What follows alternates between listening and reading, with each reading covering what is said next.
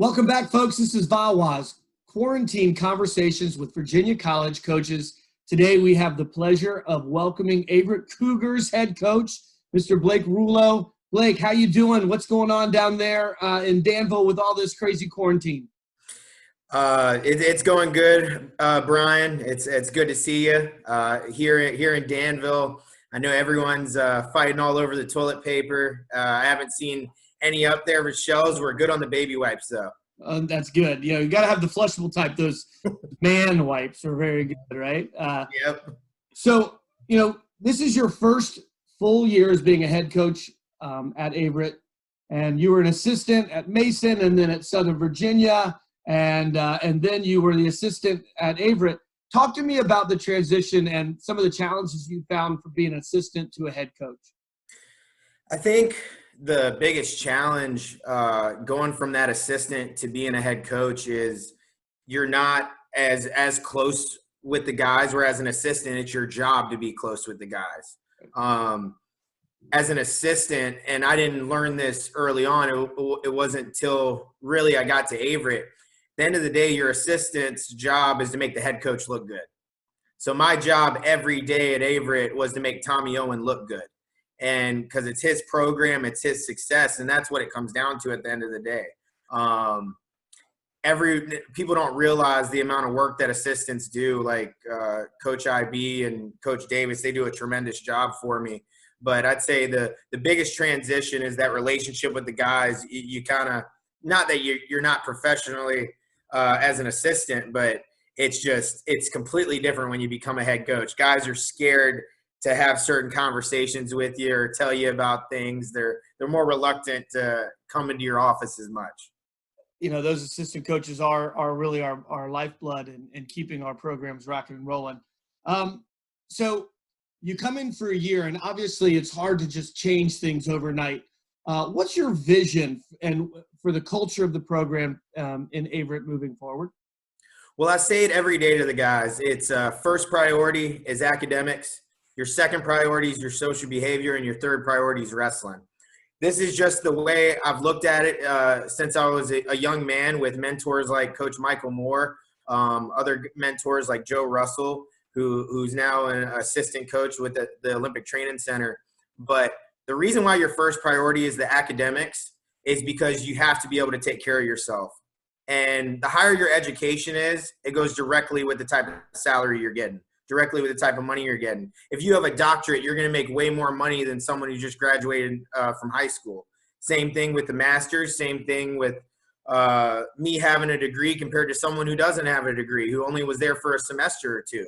So I think your education has to be the most important thing.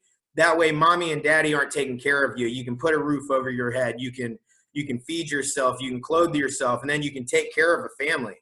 So that's why, for me personally, I never wanted anyone to question my intellect and to question whether or not I can handle or do the job. And so I put that on my athletes every single day, that the first priority has to be academics.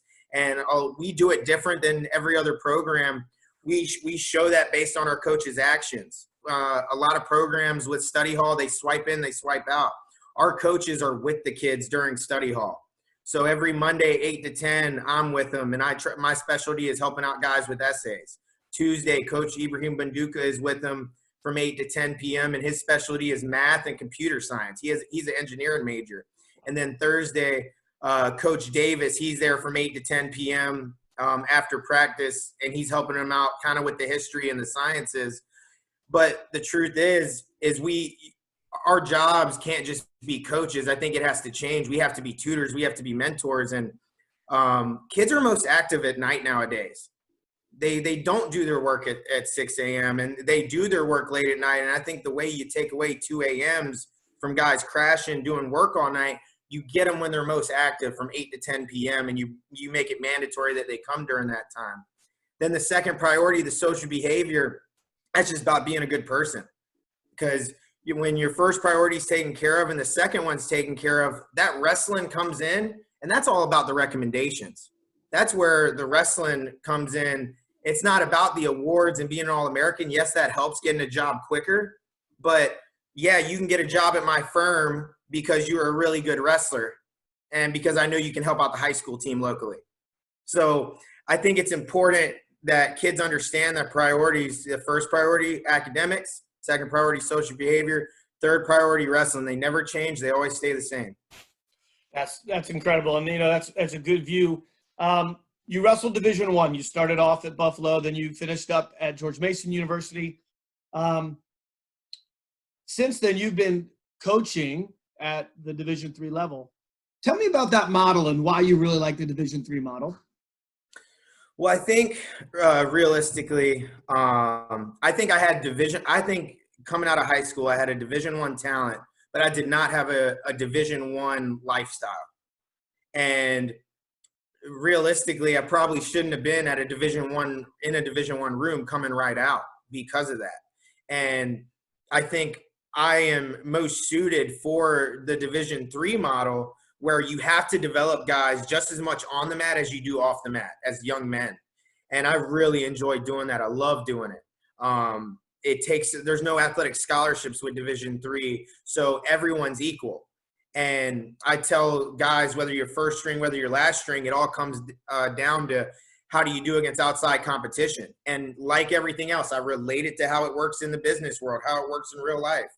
If a guy is bringing me in $1 million worth of sales, and another guy's only bringing me $100,000 worth of sales in, well, who do you think's going to be my main guy? Who do you think's getting the promotion? The guy with $1 million in sales. And so if a guy wins a tournament and another guy gets fourth at the tournament, obviously it's got to be the guy who wins the tournament. And we sit down guys all the time and kind of explain that to them. It's like, it could be towards the end of January, and I'm like, all right, if you really want to be the guy, you're going to have to win the tournament, because what you've done so far, it's not reasonable for me throwing you out there. So I just overall, I think everyone gets a fair shot in Division III, because if you're on money compared to the kid not on money, it's really hard to work your way into a Division I lineup, because coaches, they go to their ADs, they have to get the money approved. Hey, I'm going to get this kid. I'm giving this kid 80%. So if you're that walk-on kid, it's really hard to earn your take. You're not getting all the one-on-ones. That kid on 80% is getting the one-on-ones. I've seen it. I've been it. I've been the kid on a full ride who got all the attention every day of the week, and my backups got none. So I've seen the hard reality of Division I. And for me, Division III, everyone gets that one-on-one time, and I love that about Division III. That's fantastic. Talk to me about your draw to Averett. Obviously, Coach Owen was there, and you followed him. But what's really the draw? And when you're talking to recruits, what draws them to your campus? So one thing that's great about Averett is, so we're in Danville, Virginia. We're 10 minutes from the North Carolina border, about 30-some minutes from Greensboro.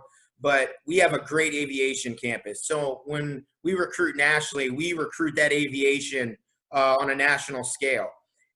We have a partnership with American Airlines where they get the first pitch at our guys when they graduate. So guys get to come out with an Averett degree in aviation, where they come out making six figures. With their commercial pilot's license, they don't even have to sign with American Airlines. It's just so that American Airlines gets first dibs at them. Now, overall, our overall campus, it's small. It's 14-to-1 student-teacher ratio. So you get that one-on-one attention, not just in the wrestling room, but you also get it with your teachers. And when you get farther along in your academic process, some classes are 8-to-1. So you have dinner with the president. You're going to meet our athletic directors on a regular basis. And one thing that's very awesome at Averett, they have this motto. It's called this one team motto. And basically in college athletics, the person who gets the most money from your budget is football. So they're at the top. And then the second is basketball. And then it's wrestling usually fends for themselves at the very bottom. So here at Averett, it's really based on your roster size. We have here at Averett, we have the second biggest travel budget of anyone in our school. And I think that's something really special, and just they really equal it out for all the programs to where it's fair. We're a Nike school, so we get the same gear that our football team does, our Averett basketball team does, and obviously we got our wrestling gear as well, but it's a very unique concept because it brings up wrestling when it comes to the budget and when it comes to philosophies as well. And number one thing that drove me to Averett was Tommy Owen. Tommy Owen is a heck of a mentor. He got me to be in ranked top 12 in the country at one point while I was at George Mason. And him along with Coach Russell, but he's what drove me to Averett. And what's kept me at Averett is we're constantly progressing, and it's all about progression for me. I gotta be progressing in my profession. I gotta be progressing on the mat. Like, that's what I love having IB around for, because you're constantly progressing. You gotta be progressing all the time. Fantastic. You're out beating the bushes right now, getting the best kids to try to get to Averett. What are you looking for? Some specific things that you're looking for in recruits when you're recruiting to your school? Someone who's 100% bought in of what we're looking for. And I know we're not getting the four-time state champs, but what I look for is that round of 12. That kid who was third in the state, not in the state finals. The kid who, yeah, he's getting talked about Division I schools, but he's not getting no money from Division I schools. So I look for a kid that, in my opinion, is really tough and can take the truth. I'm very blunt with all of the parents I talk to. Your kid will call you up the first year crying. He's going to call you up. And you can either do one of two things. You can give him the out and he's going to end up home next semester, or you can tell him he needs to toughen up. And I promise you, you're going to like the man that you get out of it if you do that. And I have the same conversation with every parent because of the development we do with men. And my whole thing is, once they get here, they're going to be challenged, and kids want to be challenged. But at the same time, kids are going to be you-know-whats. If you give them a mile, they're going to take complete advantage of it. If you say, you can stay up till 1 a.m., well, they're going to go to 3 a.m. and they're going to see what you do about it. And if the penalty isn't harsh enough, now it's going to be 5 a.m. and that's how you end up with ineligible athletes. Yeah, I like your philosophy. That's, we're putting our faith into, as a high school coach, into, I say it, I've said it on a couple interviews. I put it into 14 to 18-year-olds. You're putting it into 18 to 22-year-olds. We're both kind of dumb for it because, so, the wrestling landscape is changing, and especially during this time with COVID and with the virus and worrying about budgets and different things like that. What are some things that we can be doing as high school youth coaches, as a wrestling community, as the stakeholders in the game, to support you all in your goals? I think coaches gotta quit telling every kid they're Division I.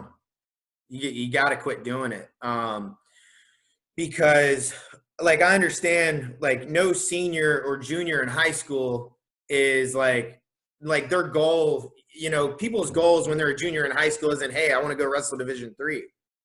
But I think there's a certain aspect where you have to be honest about Virginia wrestling. I think Virginia wrestling has gotten tougher. I think the coaching has gotten way better. You got way more people graduating, giving back. I mean, Robinson High School, I know you guys got Greg Flournoy in there, 2-time Division I qualifier. That helps out your room.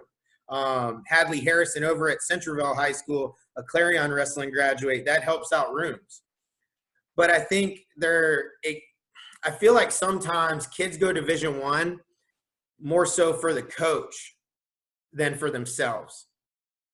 And kids know it's like hey, this coach said it, I can try out for a roster spot.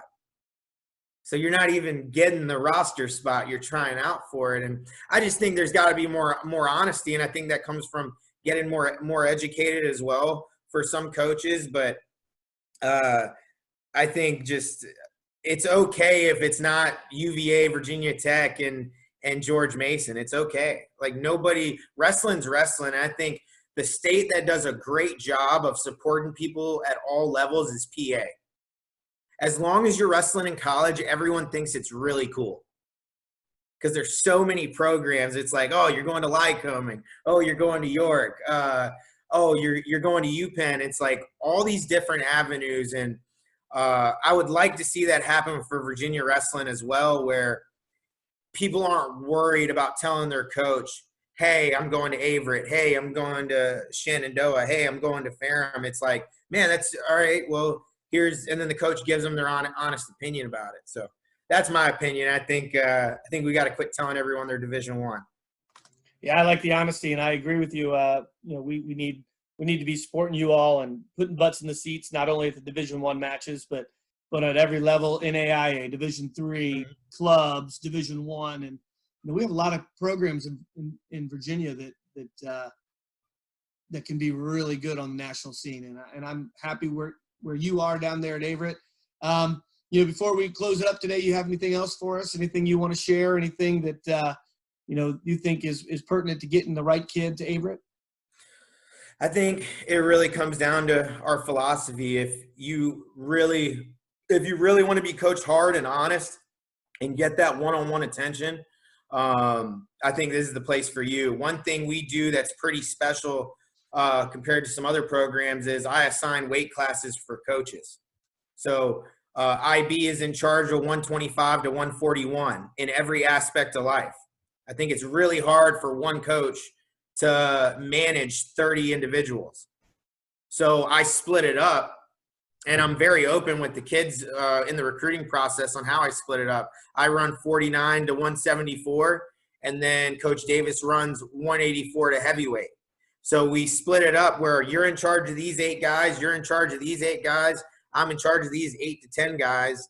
And obviously we have crossover. Like Samuel Braswell from Matoaca it's not like he doesn't talk to me. But when it comes to managing your technique, managing your future, I trust my assistants to get the job with those weight classes. And also it puts more ownership on the assistants. They feel a responsibility for the weight classes, and it gives them a direction to go in. And they know that this is the direction, this is the goal for each one of these kids from now until the end. And I think it's really unique the way we do things. Every year we've grown in almost every category. I mean, we had 3 guys on the all-state teams at 141. Braswell was first team, Braswell was second team, and George Mosley was the rookie of the year for the state of Virginia. We've had 5 NCAA qualifiers in 2 years, along with the 2 All-Americans that they announced by the NWCA. So we're going in the right direction, and I'm excited and I'm proud of what this program has done in such a short time with no seniors, and with Braswell and Woody being our only seniors next year with a solid recruiting class. I'm telling you, it's something special for the community and for the state of Virginia to get behind of, and I'm really excited for this next season. Well, you should be, and I'm looking forward to watching your all's progress. And I'm hoping we can send a whole bunch of VAWA kids and a couple Robinson Rams down there to get on that podium for Averett. So appreciate you. Hope your health is good and everyone down there is beating this virus. And if we can do anything for you, please let us know. Yes, sir. Appreciate it, Hazard. All right. Talk to you soon, Blake. Talk to you soon.